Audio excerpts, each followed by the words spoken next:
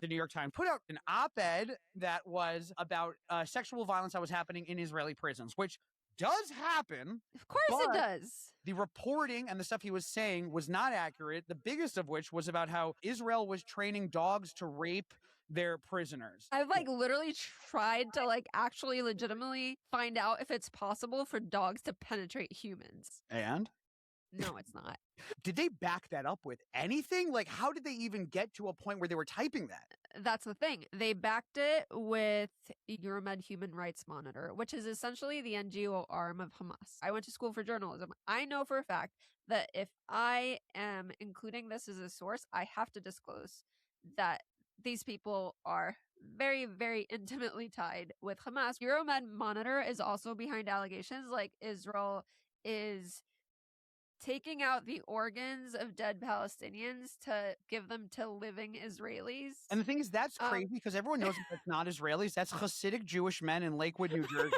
One of your sources may have said that, but a responsible reporter then goes on to, if there's a claim as outlandish as that, then goes on to look into that claim. If they find out it's not medically possible, then they say it in the article. A lot of people want to legitimately address the problems of abuse in the Israeli prison system. This is a legitimate problem, but what this article did was not bring light to that. Mm-hmm. There's other people that are like, why are you focusing on the dog thing so much? Because the rest of it is probably true. And what I say to that is, if you are going to present serious allegations that should be investigated, then present them seriously. It's a crazy ask to look at people and to say ignore the dog rape section of the article, just listen to everything else. It's just crazy. I remember when the hostages got out, the last 20 that got out, there was a whole big conversation about how the prisoners that were swapped for those 20 hostages, and if you asked the Israeli side, it was they let 1,800 hardened murderers go back into the West Bank, and if you asked the other side, they said they released 1,800 children and women who had been locked up, against their will. And the answer is somewhere in the middle.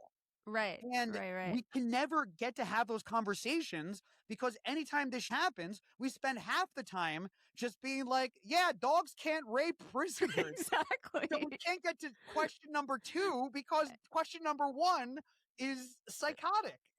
There are things to investigate here. But when the central premise of this article is that Israel is so cartoonishly evil that they teach dogs to rape, this is not a serious article.